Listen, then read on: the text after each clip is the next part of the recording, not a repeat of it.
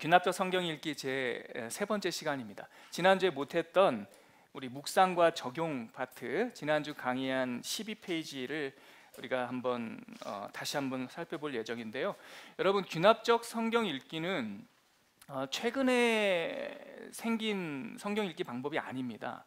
이건 예전서부터 특히 미국이나 이 서구적 사고에 익숙한 분들, 이 과학적 사고에 익숙하신 분들한테는 권장되어 오던 방법이었어요. 그래서 우리나라에도 프리셉트, 미국에 본부를 두고 있지만 프리셉트에서 이 귀납적 성경 연구 혹은 성경 읽기의 선구자적인 역할을 했고, 또 디모데라고 하는 그 문서 선교 단체가 있어요. 거기서도 이 귀납적 성경 읽기에 대한 책들을 많이 펴냈습니다. 또 우리가 잘 알고 있는 그 국제 제자 훈련원, 그런데도 귀납적 성경 읽기를 많이 해요. 대표적으로 또 우리한테는 유명하지 않지만 사역자들한테, 또 열심히 있는 분들한테 유명한 곳은 열방대학, 예수전도단 열방대학에서 있는 성경 강좌 코스가 SBS, 방송국 이름이 아니고요. SBS라고 하는 그 성경 연구 코스가 있는데, 거기에 대표적인 이 강좌가 이 귀납적 성경 읽기입니다. 뭘 해도 상관없어요. 디모데나 프리셉트나 SBS나 국제제자훈련원이나 다 기본적인 틀, 관찰, 해석, 적용, 그리고 어떤 주제를 선행적으로 갖고 있지 않고 성경 말씀이 뭐라고 하시는지 한번 듣자. 이거는 똑같지만 이 강론으로 들어가면 조금씩 차이가 있어요. 노병균 목사가 여러분들과 함께 이렇게 나누는 뭐라고 할까요? 우리 베이직의 귀납적 성경 읽기의 특수성, 특징이 뭐냐? 오늘 이 부분이에요.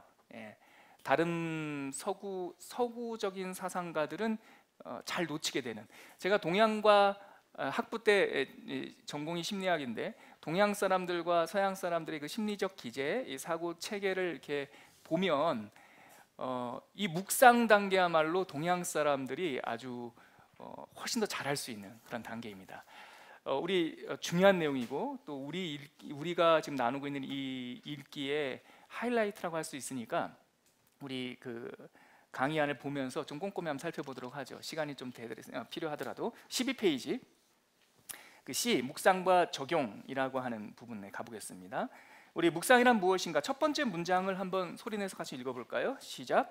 묵상이란 성경 말씀을 곱씹고 곱씹어 그 말씀과 내 전 인격이 공명되는 과정이다.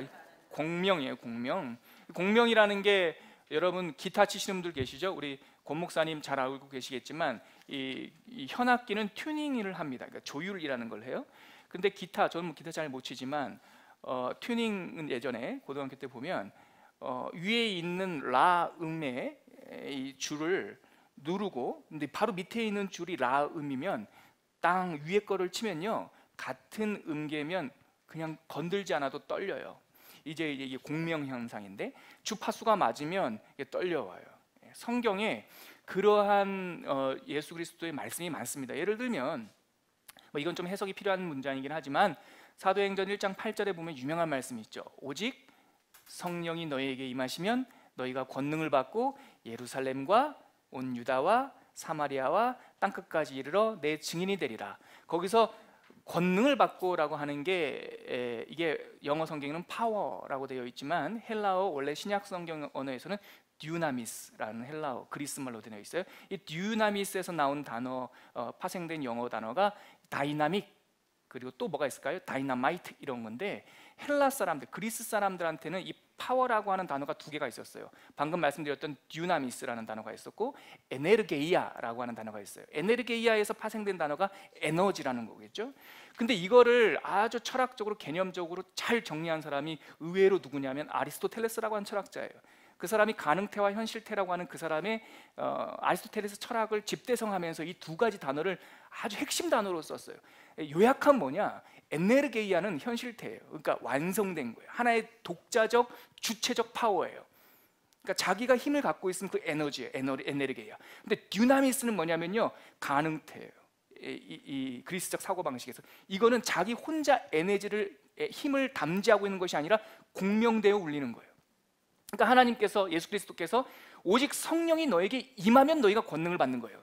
그러니까 성령에 충만하면 당신이 슈퍼맨 되는 게 아니에요. 우리는 그저예요. 우리는 그저 하나님의 그냥 작대기, 도구일 뿐이죠. 근데 성령이 임하시면 그 성령으로 인하여 우리가 공명되는 거예요. 묵상의 핵심이 뭐냐면 아버지의 마음, 아버지의 뜻, 아버지의 사랑을 내 안에 녹이는 단계예요. 그래서 곱씹고 곱씹으면 그 말씀이 내 전 인격에 공명되는 과정을 묵상이라고 한다. 이것만큼 좋은 정의는 없는 것 같아요. 그래서 묵상을 위해서는 중요한 전제를 공유해야 됩니다.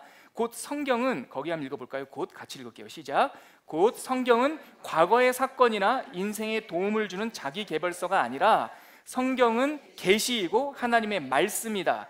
이 한 시대, 한 역사에서, 지역에서 발생한 사건이 아니라 성경은 거대하고 포괄적인 이야기, 바로 메타 스토리, 메타 이야기라는 거예요. 그러니까 이게 전제예요. 우리가 공명이 되려면 성경 이야기는 이스라엘 민족이라고 하는 하나의 지역, 그리고 2000년 전, 3000년 전 그때 그 지역과 그때 있었던 단회적 사건이라고 생각하면 안 돼요. 그러면 그냥 참고 서적일 뿐이에요.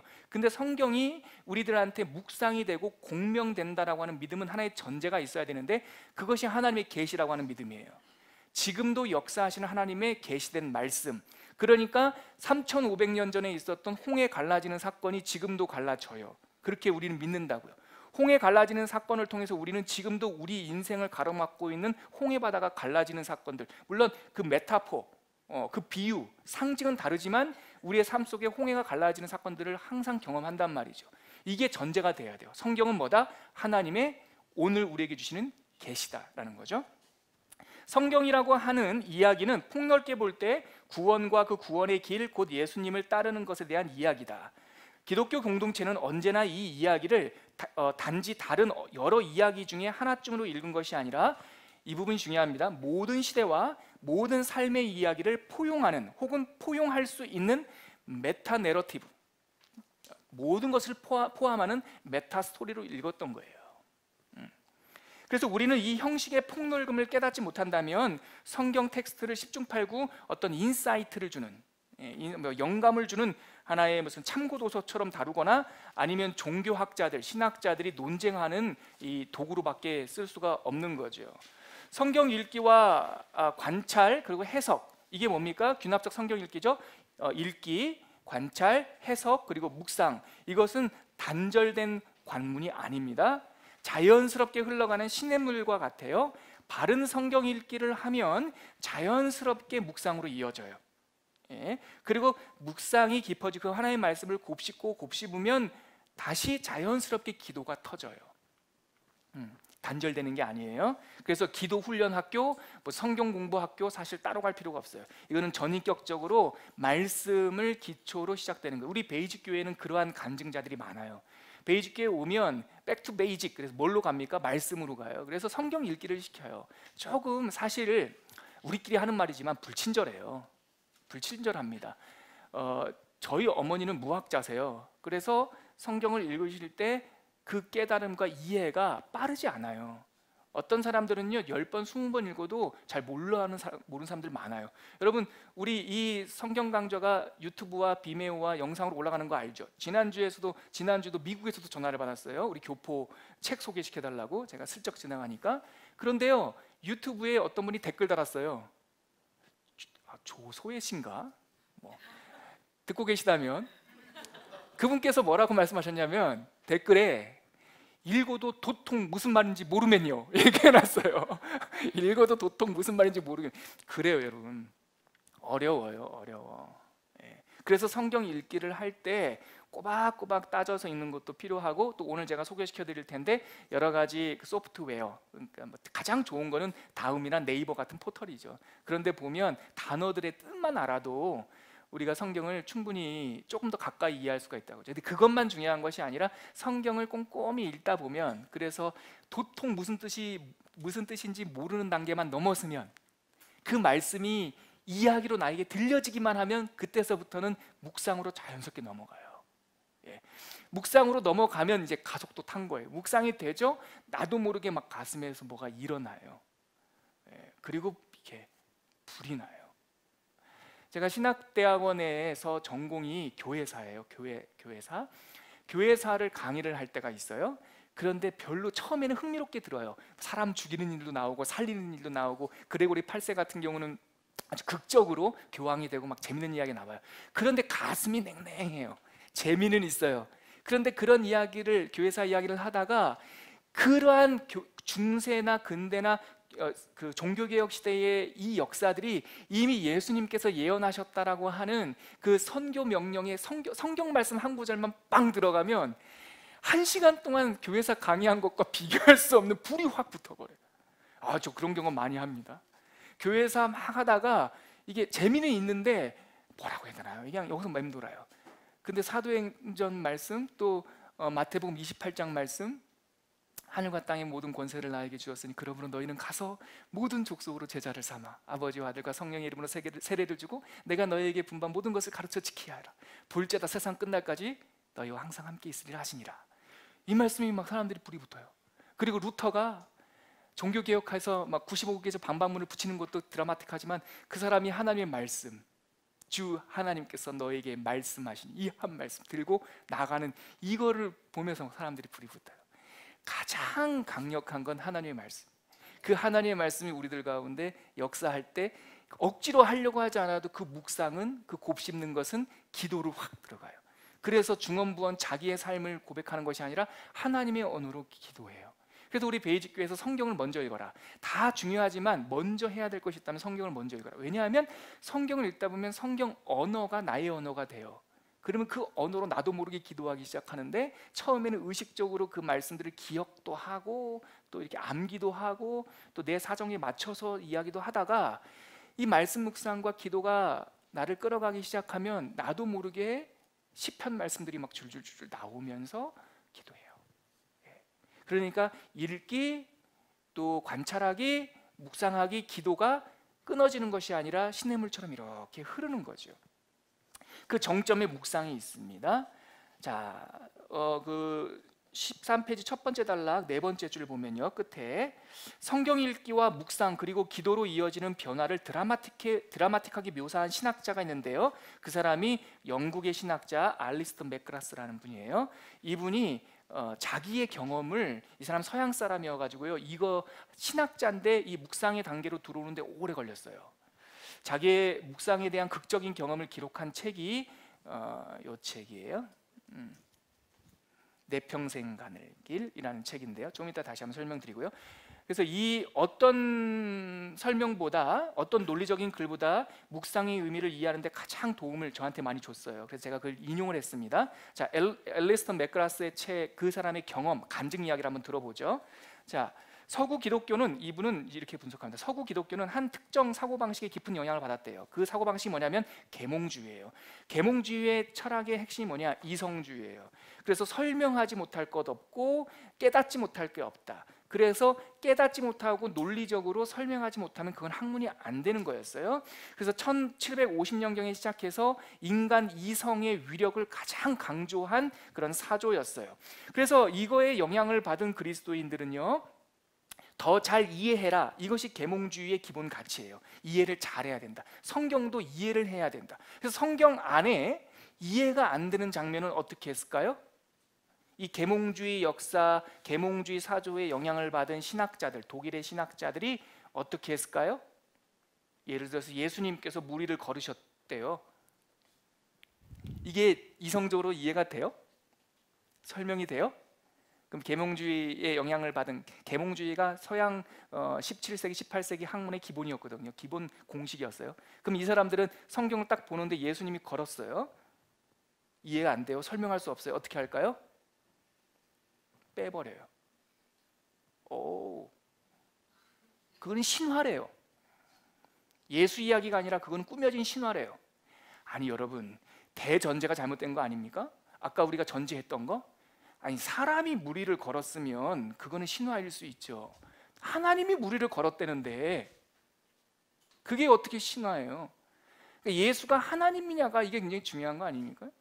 그 성경을 전체를 읽으면 성경에서 계속 하는 말이 뭐예요? 예수 그리스도가 제2위 하나님, 우리 주 성자 하나님이라는 것을 계속 얘기해 주세요. 나를 본 자는 하나님을 보았고 내가 곧 길이요 진리요 생명이다. 아니, 예수가 하나님이라는 것이 거부가 되면 성경 전체를 불구덩이에 던져야 돼요. 여기서 취할 거 아무것도 없어요. 근데 계몽주의 영향을 받으면 이성이 중심이기 때문에 그 사고의 영향을 받았어요. 물론 계몽주의가 좋은 것도 있어요. 합리적으로 이렇게 가르치고 교육하는 데는 도움이 됐어요. 그러나 그 두 번째 단락, 세 번째 단락 보시죠. 그러나 반면 계몽주의가 초래한 반작용은 영성을 빈곤하게 만들었다고요. 왜 그럴까요? 이게 중요합니다. 거기에 여러분 볼펜 치세요. 상상과 감정이 희생될 만큼 이성을 강조했다.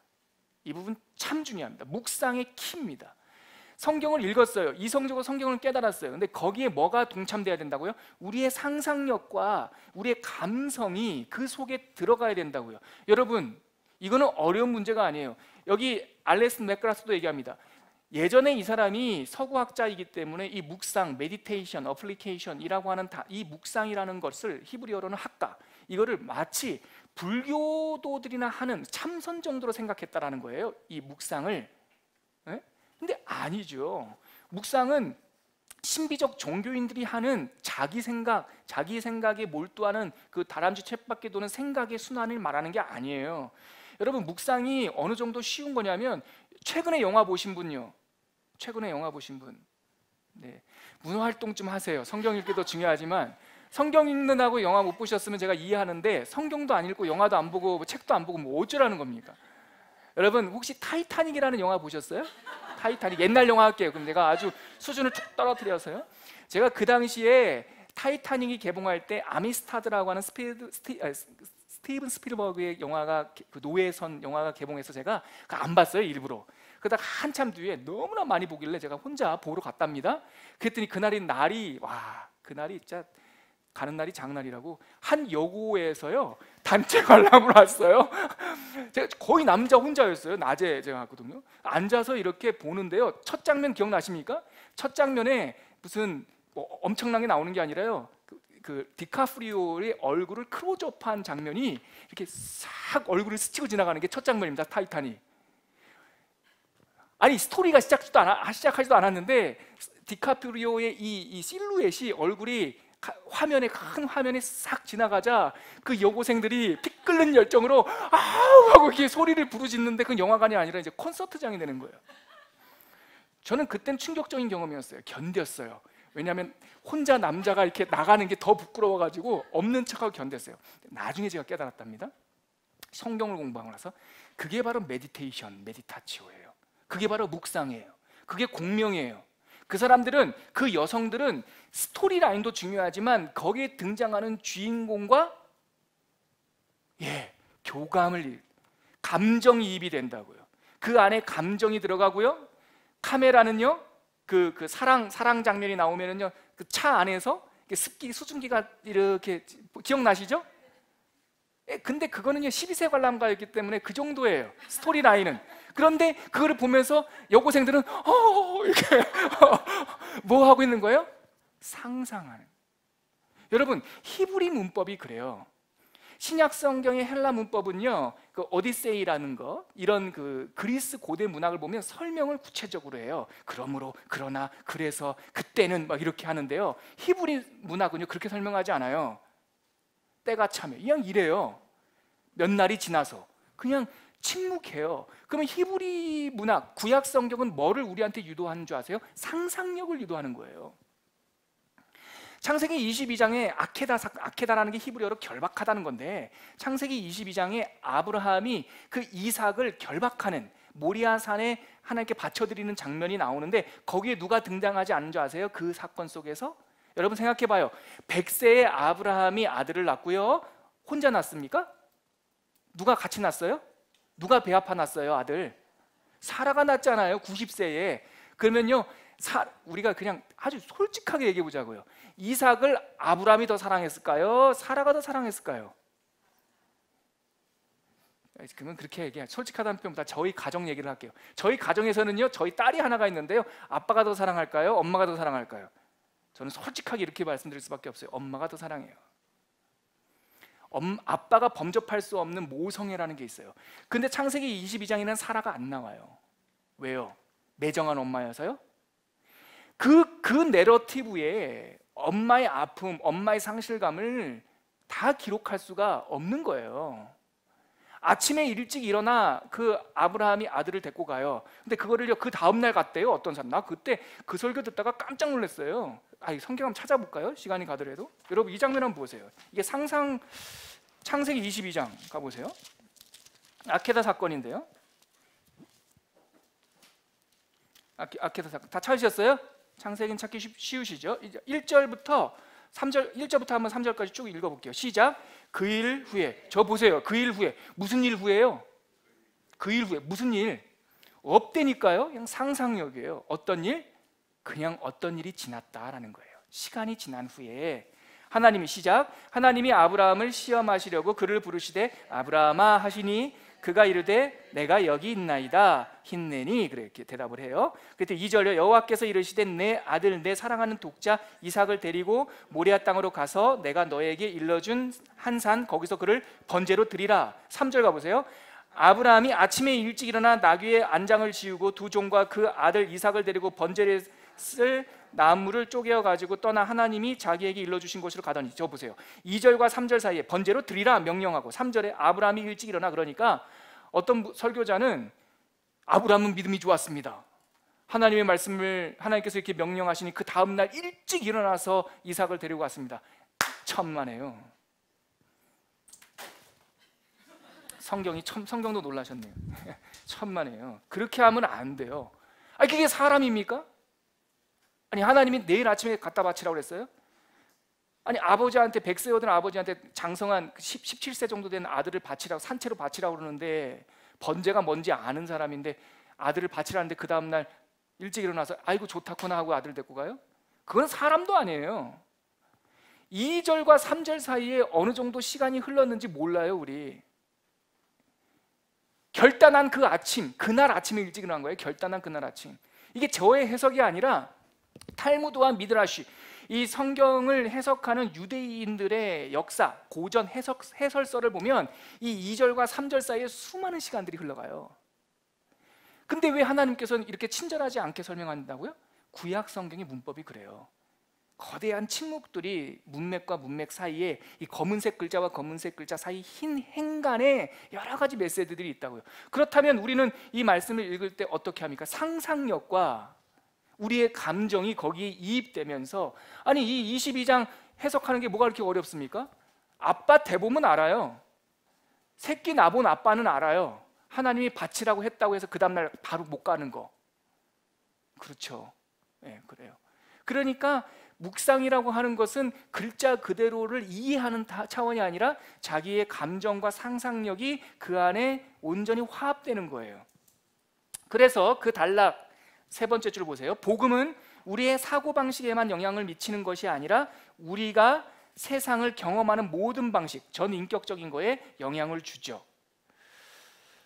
개인 간증 이야기가 나오고요. 그 밑에 단락 볼까요? 내 상상과 경험도 성경의 개념에 영향을 입어야 했건만 나는 그 중요성을 그제서야 깨달았다 이거예요. 신학자가 되고 나서도 성경을 이렇게 계몽주의로 이렇게 글자 연구하듯이 인문학 연구하듯이 했던 거예요. 근데 지금도 이름을 발음하기 어려운 중세 작가의 글을 우연히 읽었는데 그 사람 이름이 기어트 저볼트 반주트 펜이라는 사람인데 네덜란드 사람이에요. 이 중간에 이름 중간에 반이라는 게 들어가면 네덜란드 사람이에요. 이 사람이 그 14세기 그 경건주의 운동했던 분인데 이분이 묵상에 대해서 아주 간결한 정의를 하나 내려주셨어요. 거기 회색으로 제가 색칠해둔 거 있죠? 거기 소리내서 같이 한번 읽어볼게요. 시작. 묵상이란 읽거나 들은 내용을 마음속에 부지런히 되새기고 곰곰이 생각하여 특정 방향으로 내 감정에 불을 지피고, 이 특정 방향이라는 게 하나님을 경외함이에요. 하나님을 향해서 불을 지피고 이해를 뭐하는 과정? 깨우는 과정이에요. 우리 오늘 실습을 할 디모데후서 1장 6절에 보면, 디모데후서 오늘 읽을 건데 좀 이따가 1장 6절에 보면 이런 구절이 있지요. 찾으셨으면 같이 한번 읽어볼까요? 시작. 그러므로 내가 나의 안수함으로 너의 속에 있는 하나님의 은사를 다시 부릴 듯하기 위하여 너로 생각하게 하노니, 내 속에 있는 하나님의 은사를 다시 뭐 한다고요? 부릴 듯 한다고요. 내가 너에게 안수할 때 네 속에 하나님의 선물이 들어갔지, 그것을 다시 부릴 듯하기 위해서 내가 너로 하여금 생각하게 한다. 지금 깨우침, 지성을 일깨우고 있다는 거예요. 그러면 이 너의 속에 있는 하나님의 은사가 도대체 뭐냐라는 거예요. 뭘까요? 이거 읽어오신 분 미리 예습하셨죠? 이 디모데의 마음속에 있는 그 성령 하나님의 은사가 뭘까요? 읽어보면 여기 나와요. 뭔지. 뭘까요? 어떤 은사가 있었을까요? 방언의 은사? 그거는 그러면 예언의 은사? 우린 그런 거, 병 고치는 은사?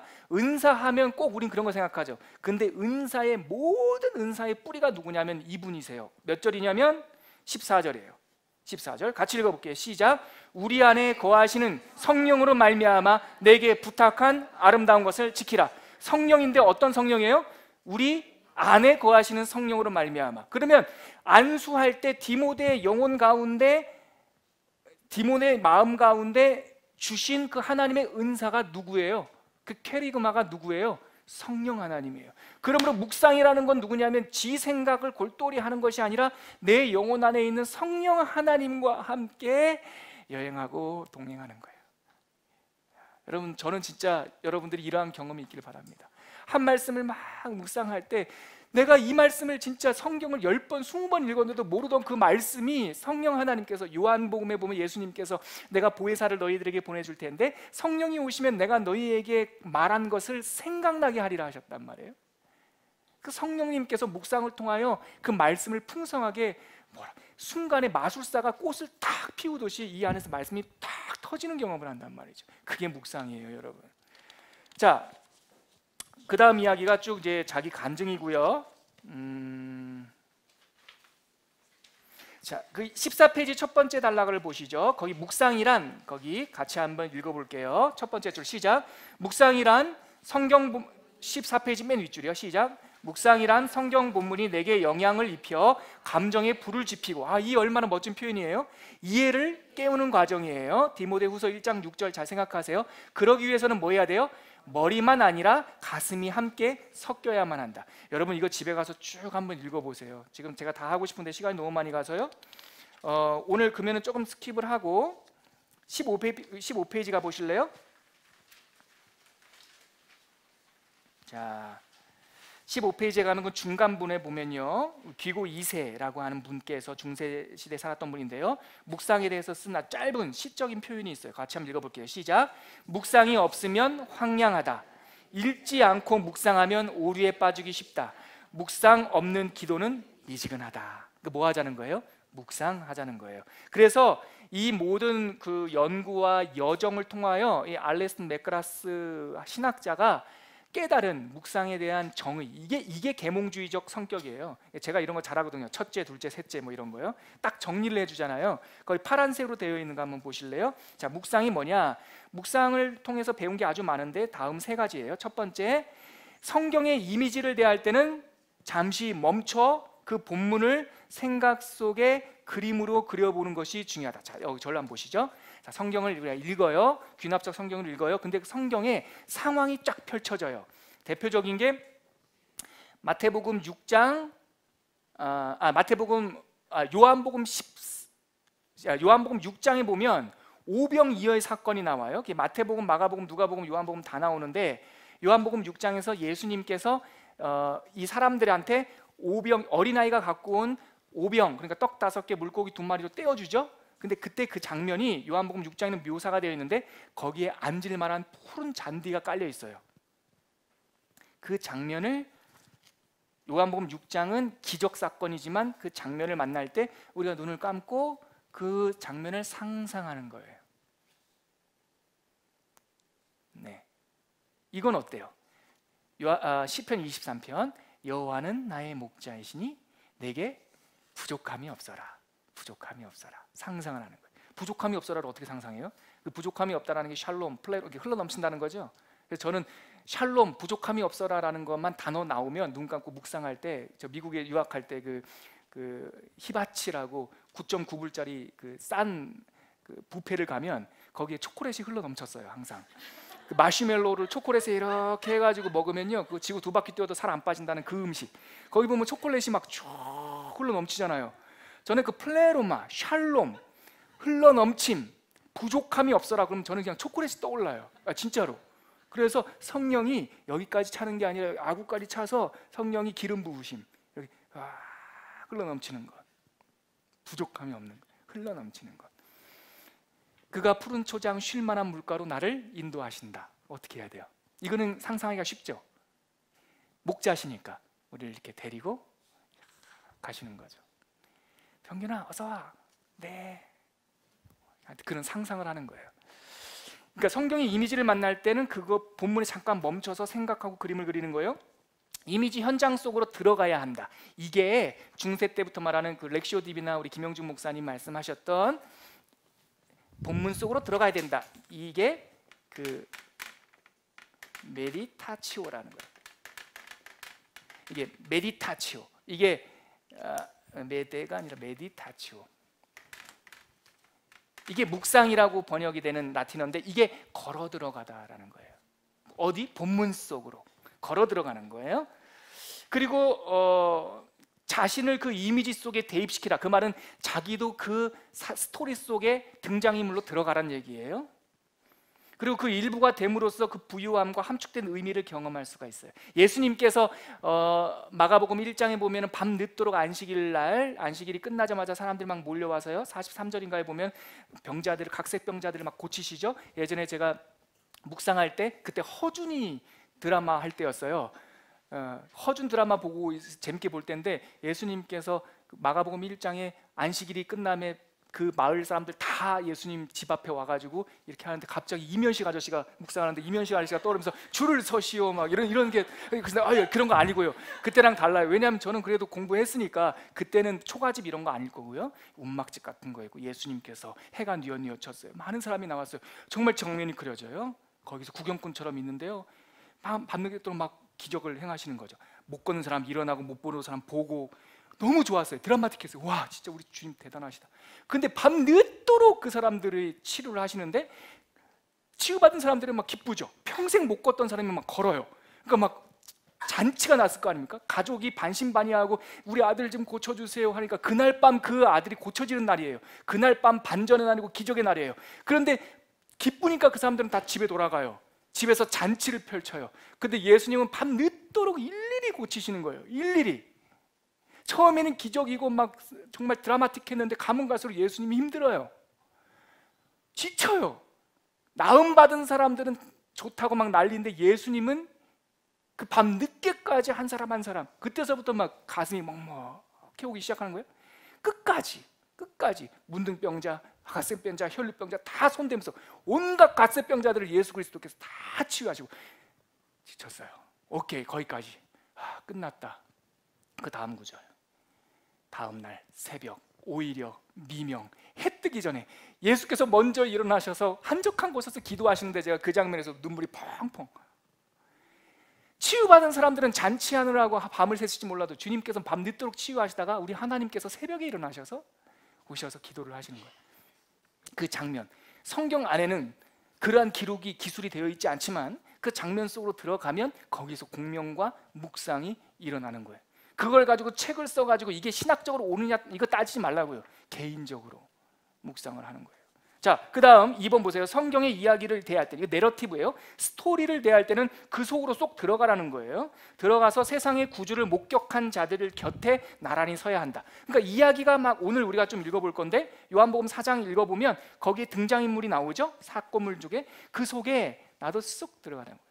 근데 이게 노병균 목사의 이야기가 아니라 이게 중세 1500년 동안 성경 묵상 방법이었어요.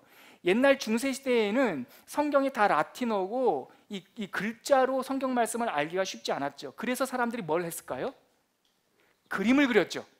내러티브 그림을 그렸어요. 그림이 두 종류예요, 여러분. 중세 교회에서 썼던 그림이 고약한 그림이 있고 좋은 그림이 있어요. 고약한 그림은요, 이콘이에요. 우상 그림. 아무런 내러티브가 없이 예수님 초상화 같은 걸 그려요. 마치 황제 얼굴처럼 뒤에 후광까지 그리고 이 그림의 명칭이 딱 고정되어 있는데 이 그림을 가리켜서 판타크리스토라고 그래요.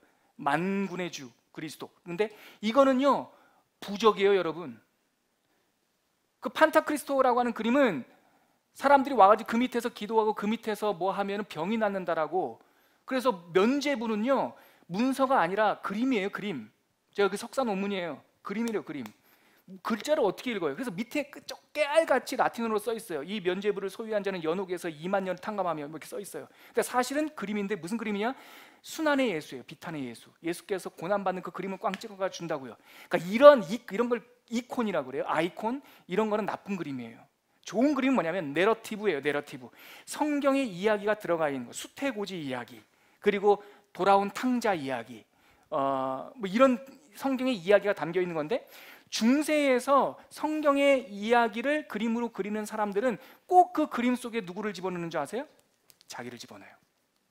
뭐처럼? 관찰자처럼. 그러니까 그 그림을 그리는 사람은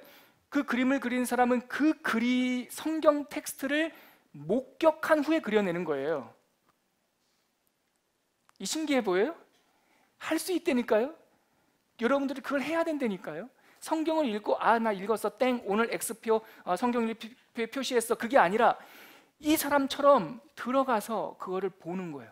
보고 그 스토리 속에 관찰자로 참여하는 거예요. 그러면 오늘 우리가 시간이 이렇게 돼가지고 오늘 그 볼 요한복음 4장 그 여인 있잖아요. 수가성 여인, 여러분들 알고 계시죠? 읽어 오셨죠? 그 여인이 남편이 몇 명이었어요? 저는 어떤 설교자 얘기 듣다가 깜짝 놀랐어요. 이 여인이 성중독자랍니다. 음란한 여인이랍니다. 아우 주여, 가슴. 그 여자 음란한 여자 아니에요. 2000년 전에 여자가 어떻게 남편을 버려요? 그럴 권한이 어디 있어요?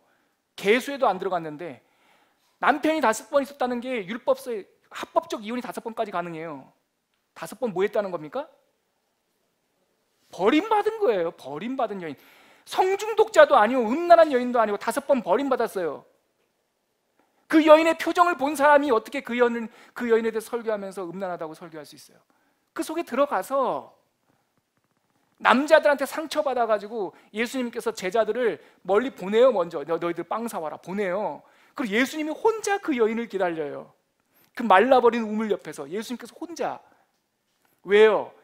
얼굴 시커먼 남자 13명 거기 있으면 그 여자가 잘 오겠네요. 예? 그 동네에 무슨 나무 뒤에 숨어서 숨바꼭질 할 수 있는 동네도 아니잖아요. 우물이 평지잖아요. 정오에 물동이 이리고 오는데 저 멀리 남자 13명이 있으면은 주님하고 오겠네요. 도망갈 거 아닙니까? 그러니까 주님께서 12명 제자를요 보낸다고요. 빵 사오라고. 예수님께서 홀로 그 여인을 기다려요. 그 홀로. 그러나서 그 여인이 왜 물동이, 그거는 12살짜리 여자애가 하는 거예요. 근데 남자가 이혼을 5번, 버림을 5번 받았으면 그 여인이 12살 훨씬 많겠죠. 성인 여자가 정오에 물동이로 물 길러 오는 거는요 소녀가 하는 일인데, 물을 대신 길러줄 딸아이 하나 없는 여자예요. 이 여자가. 아들은 고사하고, 아들이 있으면 상속권이 있기 때문에 물 길러 올 수가 없어요. 5번 버림받은 이유를 많은 사람들이 어떻게 해석합니까? 난산, 아기를 못 낳는 것. 합법적으로 버림받을 수 있어요. 한나처럼. 애를 못 낳는다고 하는 것은 여호와께부터 저주받았다고 하는 상징이었거든요.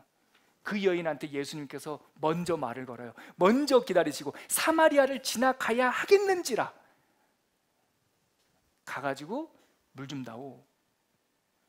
그거를 그 이야기 속에 들어가서 그 장면을 목격자처럼, 그 여자는 얼굴을 잘 안 보여줘요. 처음에 묵상해 보세요. 예수님 얼굴만 크로즈업되어 보여. 그런데 그 말씀을 그 텍스트 가운데 들어가서, 그 내러티브 가운데 들어가서 묵상을 하면 어느 순간 그 여자의 얼굴이 확 보여요. 저는 그 여자 얼굴에서 우리 어머니 얼굴을 봤어요. 산업화 시대에 그 한 평짜리 미싱방 안에 들어가가지고 바느질 하던 우리 누나들을 봤다고요. 어떻게 그 여인을 만난 사람이 그 여인을 가리켜서 음란하다 말할 수 있습니까? 못 만난 거예요. 묵상이 안 된 거예요. 그러니까 지금 현재 2017년 남편이 5명 이혼했네, 음란하네, 성중독, 이렇게 되는 거예요. 성경을 안 읽은 거예요. 묵상하지 않은 거예요. 그 안에 훅 들어가서 보면 말씀 속이 보이는 거죠. 내러티브가 있으면 어떻게 하라? 그 속에 들어가서 그 이야기에, 그 내러티브에 동참하라. 그 다음이요, 3번째, 성경, 이거는 사상문이에요. 세 번째 게, 성경의 개념이나 주제들을 대할 때는 이해하는 것만으로는 부족하다. 이게 뭐냐면 오늘 읽으려고 했던 디모데후서인데, 디모데후서가 편지잖아요. 사도 바울이 마지막 유언서와 같은 편지예요. 그 인생의 로마 감옥에 갇혀서 마지막 늙어서 죽기 직전에 보낸 편지예요. 그러니까 거기에 뭐가 있어요? 주제가 있고 개념이 있어요. 지켜라, 가르쳐라, 거하라, 이런 주제가 그 안에 있어요. 그러니까 그거 읽을 때는 지켜라, 아이고 그래요, 아유 바울, 디모데 잘 지켜야겠네. 가르쳐라, 아이고 그래 디모데는 에베소의 목사였으니까 잘 가르쳐야지. 이렇게 되면 읽은 게 아니라고요. 그 말씀을 어떻게 해요?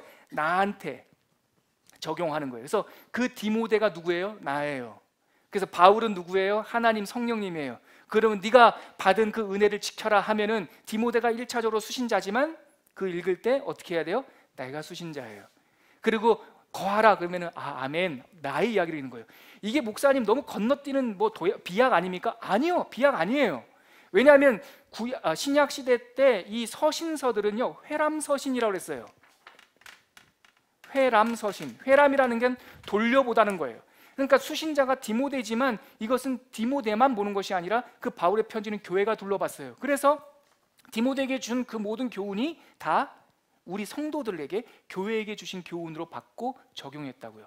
자, 중요합니다. 이미지를 대할 때는 그 이미지 속으로 쏙 들어가라. 내러티브, 이야기를 들을 때는 그 이야기에 참여하라. 어떤 사상과 가르침이 있을 때는 그것을 나에게 주시는 메시지, 1차적인 메시지 들어라. 이게 묵상의 아주 중요한 기본입니다.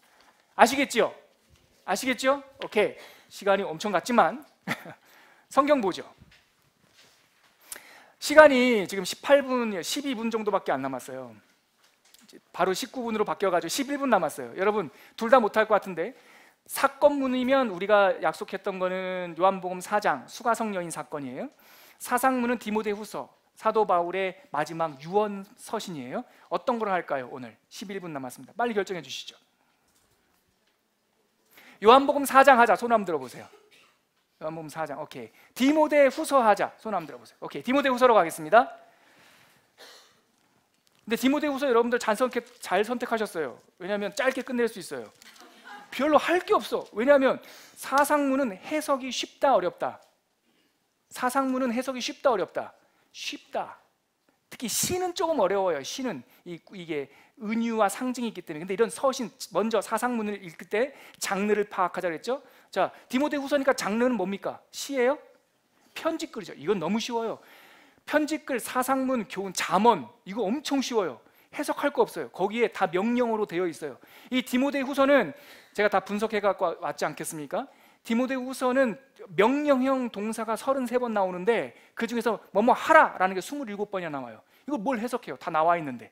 해라, 하지 마라, 다 나와 있어요. 같이 한번 읽어볼게요. 1장 우리 쭉 읽을게요. 제가 중간에 끊으면 여러분들 제가 설명해 드리고요. 자, 우리 권 목사님 조금 도와주세요. 디모데후서 1장부터 쭉 읽겠습니다. 시작. 하나님의 뜻으로 말미암아 그리스도 예수 안에 있는 생명의 약속대로 그리스도 예수의 사도된 바울은 사랑하는 아들 디모데에게 편지하노니. 거기까지요. 여러분 보세요. 이게 편지문의 서문이에요. 자기를 소개하고, 나 바울은, 우리 성경에는 바울이 1절의 끝에 나와 있지만 원래 헬라어 성경에는 시작이 파울로스 이렇게 하고 시작해요.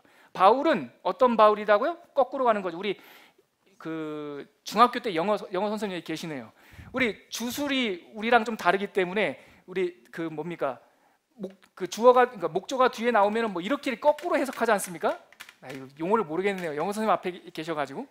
아무튼 뭐뭐뭐뭐뭐 한 바울은 이렇게 나오지만 이 바울이 원래 헬라 성경에는 주어로 앞으로 도치되어 있다고요. 그 뒤에 나오는 게 다 바울을 꾸미는 거예요. 어떻게 꾸미고 있냐? 바울 정체성입니다. 사도예요. 사도. 바울은 하나님의 대사예요.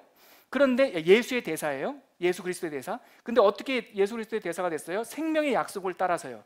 근데 이 생명의 약속, 다른 말로 복음이라고 해요. 이것이 어디에 안에 있어요? 예, 자 보세요. 바울, 사도, 예수 그리스도의 사도, 생명의 약속에 따라 어디에 있는 생명의 약속? 예수 그리스도 안에 있는. 이게 굉장히 중요한 거예요. 그 바울이 누구한테 편지를 해요? 디모데에게. 이거 성경을 읽으면서 이렇게 표시를 하는 거예요. 그런데 제가 오늘 마스터키 하나 알려드릴게요. 사도 바울 서신의 마스터키는 엔 크리스토스예요. 그리스도 안에라는 거예요. 그리스도 안에라는 단어가 엄청 나와요. 바울 서신에는. 왜 그럴까요, 여러분? 왜? 우리가 너무나 많이 들으니까 좀 일반적으로 보이지만 그거 독특한 표현입니다. 제가 우리 권 목사님한테 표현할 때 권 목사님 안에 있는 그 사랑을 나에게 줬어요. 권 목사님이 저에게 빵을 하나 선물했어요. 그러면 권 목사님 안에 있는 그 관용이 나에게 빵을 줬어요. 이런 식으로 표현 잘 안 하잖아요. 그러니까 그리스도 안에라는 표현은 상투적인 종교 언어가 아니에요. 이거는 바울에게만 나타나는 독특한 표현이에요. 왜 그런지 아십니까?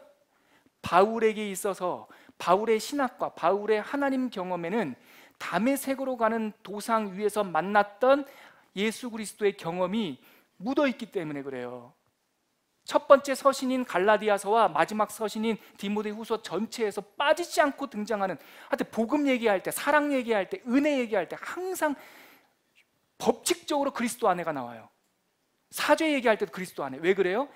다메섹으로 가는 그 도상, 그 길 위에서 하나님께서 사도 바울을 둘러 덮어버렸어요. 제갈 길로 가던 바울을 하나님께서 품어버리셨어요. 예수 그리스도께서. 사울아 사울아고 불러요.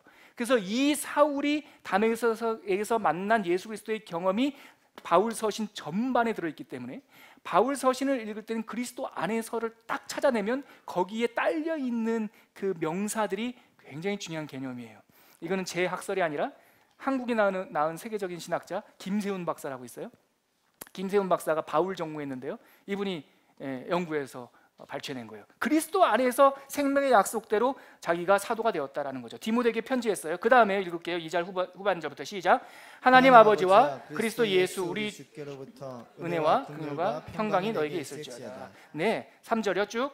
내가 밤낮 간구하는 가운데 쉬지 않고 너를 생각하여 청결한 양심으로 조상적부터 섬겨오는 하나님께 감사하고. 너를 생각하면서 어떤 걸 했다고요? 하나님께 감사했네요. 그 다음에요. 내 눈물을 생각하여 너 보기를 원함은. 이게 평행법이에요. 너를 생각하면서 하나님께 감사하고 내 눈물을 생각하면서 너를 보기를 원했다. 그러니까 하나님께 감사하다는 것과 너를 보기 원한다는 것이 간절함으로 이렇게 나와 있죠. 그 다음에요. 내 기쁨이 가득하게 하려 함이니 기쁨이 넘치고 했다라는 거죠. 그 다음에요. 5절. 이는 내 속에 거짓이 없는 믿음이 있음을 생각함이라. 네. 이 믿음은 먼저 내 외조모 로이스와 내 어머니 유니게 속에 있더니 내 속에도 있는 줄을 확신하노라. 자, 여기 보세요. 3절과 4절과 5절이 그 디모데에게 마음을 전하는 건데 여기서 계속 반복되는 단어가 3번 반복되는 단어가 있어요. 생각하고 또 생각하고 5절 가니까 또 생각해요. 밤새도록 생각하고 네 눈물을 생각하고 그리고 네 안에 있는 믿음을 생각하고. 그러니까 사도 바울이 이 로마 감옥에서 디모데를 간절히 생각하고 있는 거예요. 그리워하고 있는 거예요. 6절 시작. 그러므로 내가 나의 안수함으로 내 속에 있는 하나님의 은사를 다시 부릴 듯하게 하기 위하여 너로 생각하게 하나니. 자 보세요. 여기 이거 기가 막히게 생각해서 디모데에게 뭘 권면해요? 네가 생각나게 하겠다라는 거예요. 바울은요 이 당시에 대단한 학자였습니다. 그래서 그리스 문학 키케로의 버금갈 정도로 이 헬라어로 되어 있는 이 고대 신약 성경 이 문법을 연구하면요 그 당시에 그리스 이 수사학, 그리스 문법에 대해서 아주 잘 알 수가 있습니다. 굉장히 중요하죠. 자기가 생각하는 것을 통하여 또 디모데의 생각을 일깨우겠다라는 거죠. 그 다음에요 7절. 하나님이 우리에게 주신 것은 두려워하는 마음이 아니요 오직 능력과 사랑과 절제하는 마음이니. 네, 그러므로 너는 내가 우리 주를 증언함과 또는 주를 위하여 갇힌 자 된 나를 부끄러워하지 말고 오직 하나님의 능력을 따라 복음과 함께 고난을 받으라. 부끄러워하지 말아라. 첫 번째 명령이 나와요. 뭐를 부끄러워하지 말라고 나와 있죠? 8절 한번 우리 꼼꼼하게 묵상해 볼게요. 거기 중간에 보면은 나를 부끄러워하지 말라. 어떤 나? 갇힌 나. 지금 감옥에 있네요. 그러니까 디모데후서는 감옥에서 쓴 옥중 서신이네요. 갇힌 나도 부끄러워하지 말지만 그 앞에 또 하나 있어요. 또는이라고 지금 등위 접속사가 가운데 있잖아요. 그럼 그 앞에 있죠. 내가 우리 주를 증언함. 부끄러워하지 말아라. 두 가지를 부끄러워하지 마라. 복음이 증언되는 것과 복음으로 인하여 내가 갇힌 것을 부끄러워하지 말아라. 이렇게 첫 번째 명령을 하고 있고요. 그 다음에요 고난을 받으라 라고 되어 있죠. 9절이요. 하나님이 우리를 구원하사 거룩하신 소명으로 부르심은 우리의 행위대로 하심이 아니요 오직 자기의 뜻과 영원 전부터 그리스도 예수 안에서 우리에게 주신 자, 은혜대로 하십니다. 사도 바울의 서신을 읽을 때 그리스도 예수 안에서 그러면 이거 반짝반짝 그렇죠? 이거 뭐라고 해야 돼요? 이거 좋은 아이템.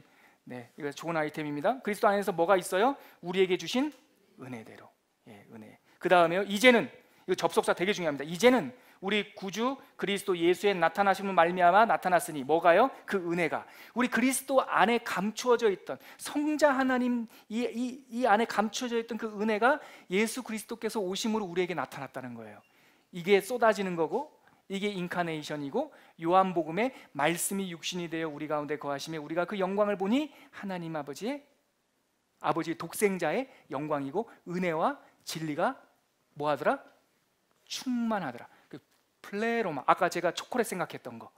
예? 말씀이 육신이 되어 우리 가운데 거하셨 보니까 독생자의 영광인데 유일한 영광인데 그 안에 은혜와 진리가 흘러 넘치는 거예요. 지금 그 얘기가 여기 나와 있는 거예요. 말씀이 오셔서 우리 안에 그 은혜가 예수께 오셔서 흘러 넘치게 되었다. 그 내용이죠. 그래서 뭐예요?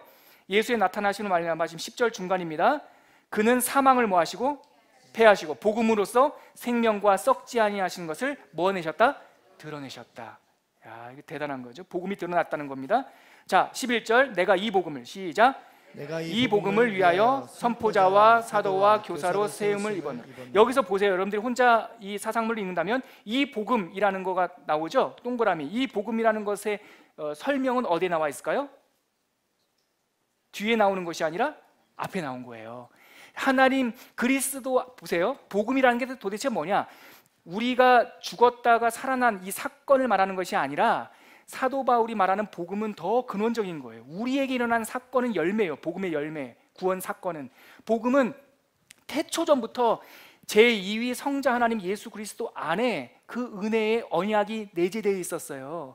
근데 이게 구약 성도들한테는 흐릿하게 구약 성경에도 복음이 있단 말이죠. 흐릿하게 보여졌는데 이 말씀이신 예수 그리스도께서 우리에게 오심으로 인하여서 이 간에 감춰졌던 은혜와 구원과 복음이 흘러 넘쳤어요. 나타내 보여 주셨어요. 계시하여 주셨어요. 그러므로 그 계시를 통하여서 사망은 끝났고 죽었던 사람도 살아났고 이거예요. 그래서 이 복음은 그 말이에요. 이 복음을 위하여 설교자와 또 그 대사와 선생님으로 우리가 세우를 받았다라는 거죠. 12절 이로 말미암아 시작. 이로 말미암아 내가 또 이 고난을 받되 부끄러워하지 아니함은 이것 때문에 고난 받는 것을 부끄러워하지 않는다는 얘기죠. 시작. 내가 믿는 자를 내가 알고 또한 내가 의탁한 것을 그날까지 그가 능히 지키실 줄을 확신함이라. 아멘. 이거 보고 12절 말씀 제가 구월한 말씀 드려볼게요. 이 복음을 위하여 이 복음이 이러하기 때문에 내가 고난 받는 것을 부끄러워하지 아니한다. 내가 왜 부끄러워하지 않는 것은 내가 믿는 자를 내가 안다. 이거 굉장히 시적인 표현이에요. 내가 하나님을 알고라고도 표현할 수 있어요. 근데 사도 바울은 뭐라고 표현해요? 내가 믿는 자를 내가 알고 있다. 그리고 내가 의탁하신 그분이 끝까지 그 내가 기대고 있는 것을 지키실 줄 믿는다. 그 얘기죠. 노년의 사도가 말하는 이 아주 시적이고 풍부한 하나님에 대한 표현이죠. 여러분들이 믿는 자를 아시는 은혜가 있기를 바랍니다. 여러분들이 의탁한 그 하나님이 끝날까지 지키신다는 것을 믿으시길 바랍니다. 요한복음 13장에 보면 예수님께서 떠나실 날이 가까이 오매 예수께서 제자들을 사랑하시되, 제가 참 좋아하는 구절이에요. 끝까지 사랑하시니라, 이 표현이 있어요. 지금 그 얘기가 이 디모데 후서에도 나오고 있는 거죠. 자, 13절 갈게요. 시작. 너는 그리스도 안. 여기 또 나왔잖아요. 마스터키. 자, 그리스도 예수 안에 있는, 이제 그 다음 뭘까요?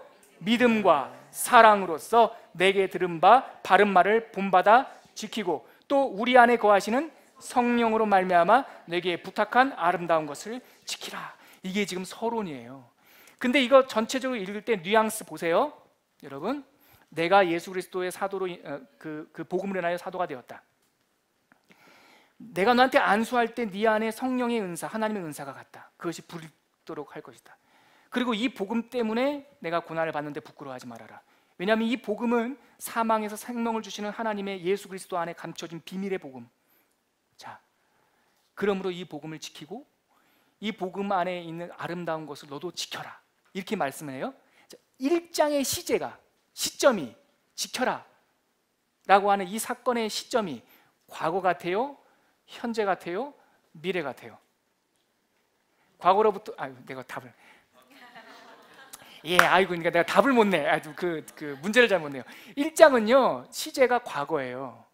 나를 부르신 예전부터, 너에게 주신 예전에, 그리고 우리에게 주신 그 복음은 앞으로예요, 현재, 과거에 완성된 복음, 그것을 지키라는 거예요. 이걸 제가 왜 말씀드리냐, 2장에 가면 현재가 나와요. 그러므로 내 사랑하는 아들 디모데야 하고 2장에 가보실래요? 2장 1절 같이 읽어볼게요. 시작. 내 아들아, 그러므로 너는 그리스도 예수 안에 있는 은혜 가운데 강하고 또 내 많은 증인 앞에서 내게 들은 바를 충성된 사람들에게 부탁하라. 그들이 또 다른 사람들을 가르칠 수 있으리라. 이거 뭐예요? 현재예요, 현재. 자, 쭉 읽으면 다 그런 얘기가 나와요. 그러고 나서 3장 가봐요. 3장 1절 같이 읽을게요. 시작. 너는 이것을 알라. 말세에 고통하는 때가 이르러. 이거는 어디예요? 미래예요. 사도 바울 대학자 노사도가 디모데후서를 쓰는데 감동합니다. 이걸 읽으면 1장은 인사말부터 시작해서 우리가 이미 받은 바의 은혜를 과거형으로 딱 기술해요. 근데 그거를 그 기반 위에 쓰라는 거예요. 지켜 쓰라는 거예요. 그 다음에 너는 그 말씀을 너의 삶 속에 지키고 그것을 가르쳐라라고 현재를 얘기해요. 현재를 썼으면 우리는 그 다음에 뭘 봐야 돼요? 전, 너머, 미래, 소망하는 것까지 바라봐요. 말세에는 고통하는 때가 이를 텐데 같이 한번 읽어보겠습니다. 시작. 사람들이 자기를 사랑하며 돈을 사랑하며 자랑하며 교만하며 비방하며 부모를 거역하며 감사하지 아니하며 거룩하지 아니하며 무정하며 원통함을 풀지 아니하며 모함하며 절제하지 못하며 사나우며 선한 것을 좋아하지 아니하며 배신하며 조급하며 자만하며 쾌락 사랑하기를 하나님 사랑하는 것보다 더하며. 엄청나죠? 야, 이걸 다 외우셨어요 지금 사도 바울은. 이 복잡한 것들을. 하여튼 우리가 경험하는 모든 악한 것들이 말세에 다 꽃처럼 핀다는 거예요. 근데 그 다음 구절 보시죠. 5절 말씀 시작.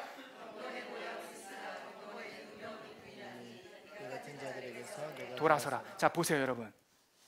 제가 이거 하나 꼼꼼히 읽다 보니까 말세에 원통하고 원망하며 절제하지 못하고 사납고 선한 것을 좋아하지 않고 배신하고 조급하고 자만하고 쾌락을 사랑하기를 하나님 사랑보다 더하며. 이게 미래 얘기하면 우리는 유체 이탈 화법으로 성경에 있는 메시지, 특히 악한 메시지를 보면 다 다른 사람들 이야기로 보잖아요. 근데 5절 말씀에 보니까 딱 뭐라 그래요? 그 말세의 이 나쁜 사람들의 모습을 보니까 5절에 경건의 능력은 누구한테 말하는 겁니까? 그리스도인들을 말하는 거예요. 경건의 모양은 있으나 경건의 능력을 부인하는 그런 사람들이 말세에 일어난다는 거예요. 그 사람들로부터 네가 돌아서라. 이걸 우리한테 말하는 거예요. 그러니까 현대 사회, 말세를 지금 우리 사회로 적용한 이 메시지를 아까 우리 묵상의 방법으로 내가 안 짜고요. 디모데처럼. 그리고 이 말세에 고통하는 때가 이르리니 이 원통하고 매정하며 사나우며 이거 듣잖아요. 그럼 그게 뭡니까? 저기 봉은사에 다니시는 최보 살림 얘기하는 것이 아니라 나 얘기하는 거예요. 내 얘기. 경건의 모양은 있지만 경건의 능력을 부인하는 우리들이 그러한 세상의 풍조에서 돌아서라라는 거죠. 다 못했네요. 벌써 35분. 제가 늘 이게 문제예요. 시간 관리를 잘 못해서. 여러분, 그래도 굵직굵직한 것들을 한번 디모데 후서 사상문을 통해서 봤어요. 쉬워요 여러분. 디모데 후서를 보면서, 사상문을 보면서 거기서 구체적으로 명령하는 것들을 꼽아내십시오. 바울 서신과 반복되는 단어들을 꼽아내십시오. 특히 바울 서신에서는 키, 마스터 키라고 할 수 있는 표현, 관용 표현은 뭐라고요? 예수 그리스도 안에. 제가 다 오늘 못 살펴봤지만 실은 여러분들한테 면죄부 받아야죠. 저는 이렇게 다 해갖고 왔습니다. 벌써 이렇게 다 일일이 각주 달아서 예수 그리스도 안에라고 하는 거기에서 한 번도 반복이 없다라는 걸 아셔야 돼요. 디모데 후서를 보면 예수 그리스도 안에 은혜, 사랑, 믿음, 관용, 풍부한 열매가 예수 그리스도 안에라고 엔크리스토라고 하는 이 뿌리에서 믿음의 열매들이 쫙 맺히는 걸 보게 돼요. 서신서를 읽으면서 그걸 나한테 적용하고 소망하는 것이죠.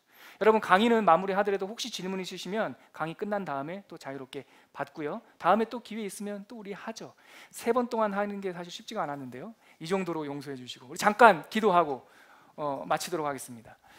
3번 연속으로, 우리 3주 연속으로 기도하는 내용이 있어요. 예수님께서 우리에게 말씀하신 것, 성령이 임하시면 내가 너에게 말한 것을 생각나게 하리라. 그게 핵심입니다. 이 시간에 마무리 기도할 때 하나님, 귀납자 성경 읽기 여러 가지 이야기 배웠는데요. 그 모든 것보다 더 성령 충만함을 허락하여 주십시오. 한 구절을 읽더라도 그 말씀이 꽃피고 살아 숨쉬는, 그 말씀이 나의 뢰마의 음성으로 들리는 그런 믿음의 사람 되게 해주십시오. 같이 기도하겠습니다. 하나님 아버지, 은혜 감사합니다. 오늘 묵상에 대해서, 그리고 사상문에 대한 실습에 대해서 우리가 잠시 살펴보았습니다. 전제처럼 정말 부어질 노년이 되었지만 하나님 앞에 자기의 삶을 다 내어드리고 나서 이제는 의의 면류관이 준비되었다라고 확신하는 우리 노사도의 이야기를 들으면서, 하나님, 우리가 이 땅을 여행으로, 하나님 아버지, 이 땅을 나그네로 살아가면서 늘 하나님의 말씀과 동행하기로 결단하게 하여 주시옵시고, 말씀이 내 삶의 길이 되고 빛이 되는 것을 경험하며 선포하고 살아갈 수 있는 우리들이 될 수 있도록 인도하여 주시옵소서. 하나님 아버지, 말씀이 기근인 시대에 이미 하나님은 우리에게 다 주셨는데 아무것도 받지 못한 자처럼 가난하게 살지 않도록 도와주시옵소서. 말씀을 펴게 하여 주시고 간절한 마음으로 읽을 때에 성령께서 친히 우리의 교사가 되어 주시어서 말씀을 깨닫게 하시고 말씀을 묵상하게 하여 주시고 그 말씀의 힘으로 이 세상의 홍해 바다를 돌파하여 지나가는 믿음